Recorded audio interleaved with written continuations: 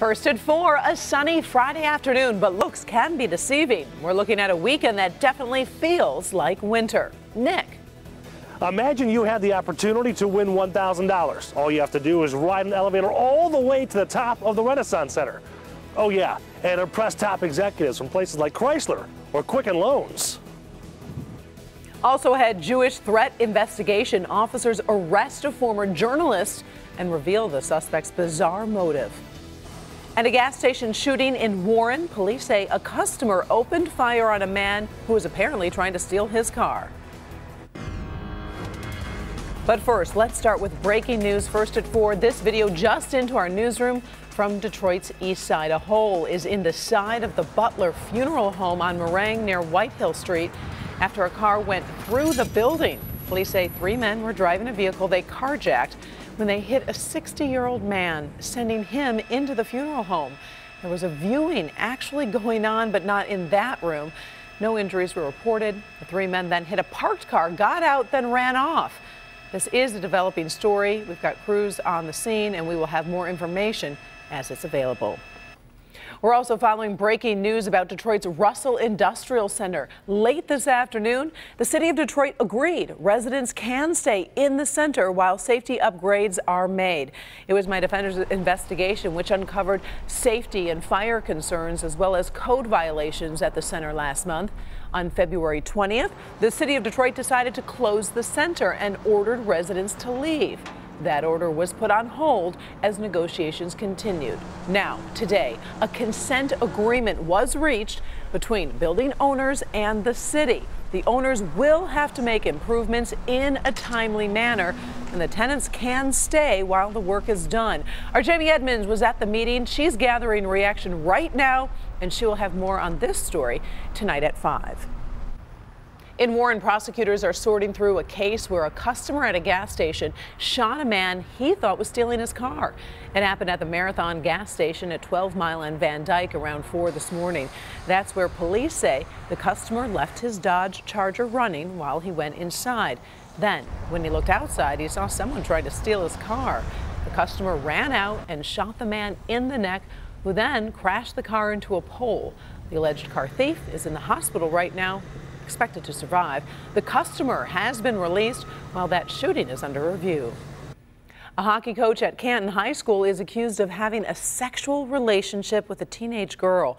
20-year-old Eric Lockie is an assistant varsity hockey coach at Canton High. Police say for the past 4 months, he's been involved in a sexual relationship with a student. He's been charged with 3 counts of criminal sexual conduct. Lockie is currently prohibited from being on school property. He is expected back in court on March 10th. A boil water advisory in downtown Detroit, Midtown, and Hamtramck has been lifted. State testing shows the water meets safety standards. However, if you haven't run your water lately, run the tap until it's cold and then for 2 more minutes to get some fresh water. Also, clean out any water filters.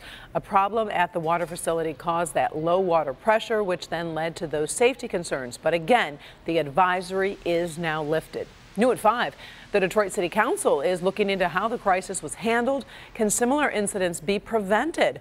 Rod Maloney has that part of the story when you join us in an hour at 5 o'clock.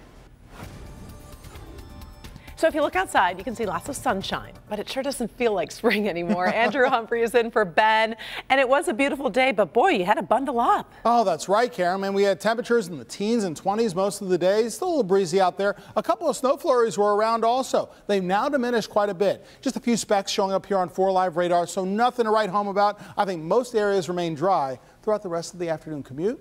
And if you're going out to dinner this evening. But as Karen mentioned, make sure you bundle up. Still below freezing across all 4 of our zones. 29 over at Metro, only 30 in Monroe, and colder from there. Lapeer checking in at 25. Now remember, with the wind, even at lighter levels than yesterday, wind chills are still in the teens. So this is what you need to dress for. Wind chills anywhere from 14 to 18 degrees. Do we see higher temperatures this weekend? We certainly do. I'll let you know if there's a warm-up in sight for your weekend coming right up. A former journalist has been arrested, accused of making threats against at least 8 Jewish institutions all across the country. 31-year-old Juan Thompson was taken into custody in St. Louis. He was fired from an online news site called The Intercept last year on accusations that he fabricated quotes and impersonated people. Investigators have searched his home. They say he made the threats to harass a former girlfriend. They say he made some of the threats in her name. However, an FBI spokesperson says Thompson is not believed to be responsible for all the recent threats against Jewish centers, so that investigation does continue this afternoon. Questions and controversy continue to swirl around Attorney General Jeff Sessions and his contact with the Russian ambassador during the presidential race. Key Democrats say his recusal from the investigating of the Trump campaign just doesn't go far enough. Jason Colthorpe is tracking the debate, including the tweets from the president. Jason? And there are some. Hey, Karen. President Donald Trump standing firmly behind his attorney general. He says Sessions didn't say anything wrong during his confirmation hearings. The president tweeted his messages of support, saying maybe Sessions could have been more accurate when speaking to U.S. senators, but he's an honest man. President Trump said this is just a way for Democrats to save face for losing the election, and he calls the whole thing a, quote, total witch hunt. Sessions recused himself from any investigation connected to the Trump campaign dealings with Russia. He also says his meetings with the Russian ambassador involved Senate business, which is why he didn't mention them during his confirmation hearing. Democrat Nancy Pelosi says the recusal is too narrow, and she doesn't buy Sessions' explanation of those meetings. Everybody knew that there was something completely out of order that was going on. So for him to say, well, I was just meeting with him, the normal course of a senator meeting with an ambassador, the Russian ambassador, who everybody knew was hacking our system, is beyond naive. It's almost pathetic.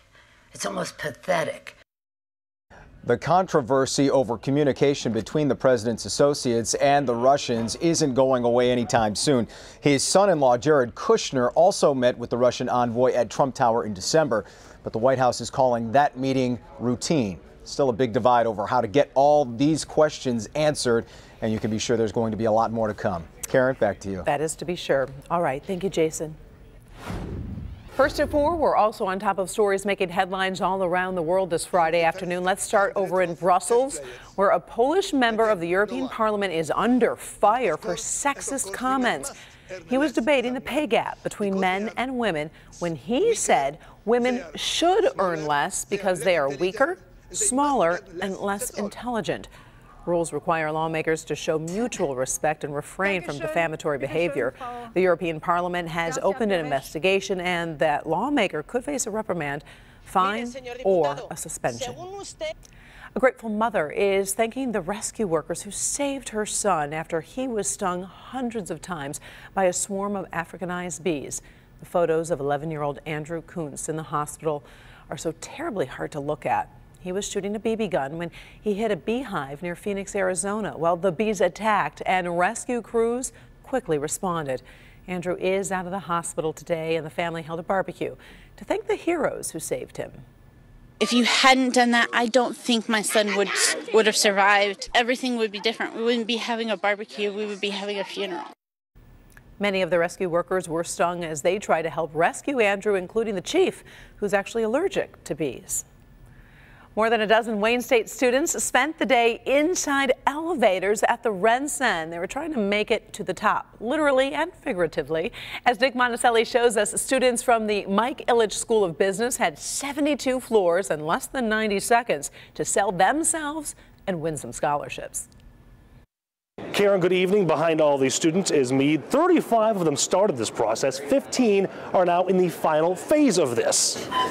And when we say elevator pitch, we're not kidding. As the students and judges come off this elevator, I trapped them in it. 82 seconds, 72 floors to get all the way to the top. Judge won again. I'm getting more nervous. The concept is not new, having business students practice selling themselves. Hi, my name is Robin Nickel. I'm Steve Nowicki. What is new, though, is forcing them to do it in an elevator, and they only have 82 seconds, 72 floors until they reach the top of the RenCen. Oh, really? What year are you? I'm a freshman. Oh, cool. 15 students made it to this final round. They all came prepped and dressed to impress. But this is less about what you wear and more about who you are and how well you can sell yourself. Because in real life, first impressions matter. You know, the first 60 seconds really sets the stage for what a person thinks about you. I pretty much live and breathe technology. Robin DeKal is a junior in the Mike Ilitch School of Business at Wayne State and says the pressure was not too bad. For me, the biggest thing about this was like just the networking experience and to test me and see, you know, how good can I actually think on my feet. And I've used the past year to prepare for my future career in marketing. But for Kayla Hooks, nerves can get the best of her. That's why she practiced over and over again. I can't do the winging it. I can't. I have to make sure that I feel prepared enough. The judges riding the elevators with the students narrow this down to first, second, and third place. Top prize is a $1,000 scholarship. The dean of the school, though, admits the experience is priceless. They're in there with HR people. You know, a number of them are walking out of there with business cards where the HR person has said, call my office on Monday. In the Renaissance Center, Nick Monticelli, First at 4. So get ready. Wayne State sent us this photo of the winners. Take a look at your screen. You'll see, starting on the left, that's Robin Nickel of Portage. He won a $500 scholarship. Robin is the one that we featured in our story. Mercedes Cavalli of Royal Oak won first prize, $1,000. And Danny Callahan of Chesterfield won $250. Congratulations to all of them. Well, if you're not lucky enough to win scholarships, you may need student loans. So still ahead, a new plan to help graduates get out of debt. Also ahead, a high-speed chase with some twists and a lot of turns. You will see the ending. Up first, a toy rattle recall. The danger thousands of parents need to know about and what you need to do right now. We'll be right back.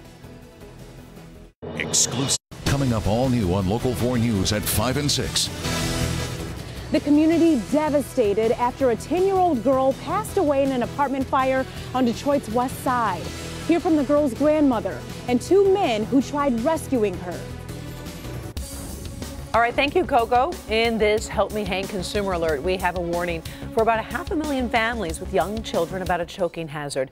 A clear plastic disc on the outside of the O-ball rattle can break, releasing small beads. The manufacturer says it has 42 reports of those beads being released and 3 reports of children gagging. Company called Kids 2 makes the rattles, but they were sold at stores like Target and Walmart all across the country. Take the rattles away from your child immediately and ask the company for a full refund. You can get more information on the consumer page at clickondetroit.com. There is a battle brewing in the nation's dairy industry. Milk producers are calling for a crackdown on products that market themselves as almond, soy, or rice milks. They say those products are not real milk and they cloud the meaning of what milk really is. The other side is fighting back, asking the Food and Drug Administration to rule that terms such as milk can be used, as long as they're modified to make it clear exactly what is in them. In Good Health, new research today tackles the question, who's healthier, early birds or night owls? The study out of Finland gives the edge to people who get up early when it comes to better health and better weight. Researchers found morning people tend to eat better and earlier in the day. Night owls have a higher risk of obesity, largely because they're eating more foods with sugar and fat at night. So it is a wake-up call to night owls who can try to alter sleep patterns, exercise more, and be aware of their eating patterns as well. So, Andrew, I was going to ask you, are you a morning bird or a night owl? Because you do every single shift here. So what are you? Is there such thing as an all-day eater? How about that? How about that? Let's do a study on that. I would have to agree with you, because I always do know when those snacks come out, you go running. You do. I'm not trying to call you out, but I am. No, that's fine. It's good to know who's monitoring me and who's not. So there you go. It's the investigative reporter in me. There you go. It comes naturally, folks. Well, we're investigating the weather, and it's looking good so far. Well-behaved weather, not only as we go through this evening, but also into tomorrow. Now, it is still cold out there. uncertain. Yes, there are a couple of flurries that were around this afternoon, but guess what? They're all virtually gone by now. I say virtually because there are a couple of spots of blue showing up here. So a couple of snow flurries here right over Lake Huron itself. Maybe a couple here north of Detroit, right around the Romeo area, or just north of Romeo actually, closer to around Richmond, Armada. These couple of specks, really nothing to worry about too much. As we go through tonight, they'll continue to diminish, but it also gets colder. This is how cold it gets tonight. Temperatures returning to the teens in many places. Dearborn down to about 18 degrees, middle and upper teens, same thing right here in Detroit. South zone, temperatures maybe in the upper teens and low 20s, but still cold basically. So make sure the heaters are still working safely tonight. Bring your pets back indoors. Same thing west of 275. Novi checking in at 17 overnight, about 16 around Fenton. North of Hall Road, you're looking at temperatures in the middle teens as well. Yale around 14, but you'll notice even though it's not as windy as yesterday or the day before, those winds are still having an impact even at 15 miles per hour. With winds later tonight between 5 and 10 miles per hour, I think wind chills will make it into the single digits and teens, and low teens at least. I mean, 18 is the current wind chill over at Metro. But look at what temperatures do through the weekend. They keep going up once again. We ride that roller coaster to near 60 degrees by Tuesday before going down just into the 40s by the end of next week. So some milder weather is on the way for the first full day of March. How about that? But we still got to get through the cold this evening, okay? So make sure you bundle up this evening if you're going out to dinner, going out to a show, or both. It's now 25 in Mount Clemens, and we'll see low 20s, upper teens later on this evening over the next couple of hours. Even though these winds may die down between 10 and 15 miles per hour, look how low the wind chill is in Sandusky. Yeah, I got you always covered up north. 9 is the current wind chill there. But to our west, we're looking at clearer skies. All that sunshine on the way for both Saturday and Sunday. That's some great news. The chilly weather moves off as well. High pressure takes over, and as it does, we're going to see some of those higher temps, especially on Sunday, because winds around high pressure are clockwise. So winds eventually switch and come out of the southwest by the end of the weekend. And as you can see on the computer models, it remains dry. So fair skies for tonight. Yeah, mostly cloudy skies for now, but I think those clouds break apart. Temperatures down to about 17, so that's the main thing. It gets colder tonight, so make sure you bundle up for a late night tonight or early morning tomorrow. Tomorrow afternoon, 35 degrees, mostly sunny, Karen. A few more clouds, but still dry. Near 50 degrees on Sunday. Warmer, but with a chance of rain, not snow, next Monday and Tuesday. Back over to you. All right, thank you, Andrew. Still ahead, first at 4, Brawny Paper Towels doing something it's never done before, a tribute to women. You are going to notice when you go to the grocery store this weekend. We'll have that coming up. Plus, a high-speed chase. Who was behind the wheel of this black Mercedes? We'll show you how it ended. This winter, a high-speed chase in Houston ended with 2 suspected bank robbers under arrest. The men led police on a chase for nearly an hour earlier this afternoon. Their black Mercedes got on and off the freeway several times and drove over multiple curbs to stay ahead. They eventually pulled over, tried to carjack another vehicle when police arrested the driver. The other guy tried running away but was arrested a short time later in a nearby neighborhood. Student loans are a huge problem for many college graduates. But what if your employer could help you pay down that debt? There is a new bill in Congress that gives companies tax breaks for money they contribute toward paying student loans. It's similar when companies help pay tuition. A growing number of employers are offering to help with student loans in order to recruit and keep younger employees. Well, here is a story that is trending today, a Brawny makeover. So if you're shopping for paper towels this month, you will see a fresh face on the iconic paper towels. Brawny is replacing its Brawny man with a woman. The change is a nod to Women's History Month. The limited time packaging is the first time a woman has ever appeared on Brawny's packaging. Along with the change of packaging, Brawny will also show a series of short films on its website highlighting women in science and engineering. Pretty cool stuff. Still ahead, imagine having a roller coaster in your own backyard. One dad's labor of love when we come back. Raise your hand if you've ever been stressed out. They're young students in the city of Detroit. Some may have big challenges away from the classroom. When we get mad or stressed out, we can do yoga to calm us down. But now the students at our adopted school, Thurgood Marshall, learning how the power of yoga can help transform their young lives. The spine goes backwards. Yoga is unbelievably effective. It's something that the kids love to practice. It makes them feel healthy. It makes them feel empowered. It makes them feel strong. Come along, witness the transformation, and see how this may help your child. Our Help Me Hank report tonight at 11. Having a graduate. Finally, first at 4, a dad over in Washington State may just drop the mic in the Dad of the Year competition. Yeah, judge for yourself. Scott Brazelton is a retired Navy pilot who decided to build a roller coaster in his backyard for his 3-year-old son. He had some help from an expert, but look at the end result, everybody. Wow, the mini coaster took 3 months to build, and he says it cost about $1,000. And yes, by the way, he did check with his wife before starting the project. Now the question is how many kids are going to show up every single weekend? Right, wait till summer comes around. Oh my goodness, but that is super duper cool. Looking good. The son likes it. Yeah. Well, thank you so much for joining us for First at 4. We are back in a half hour with Local 4 News at 5. Inside Edition is next. Have a great weekend, everybody.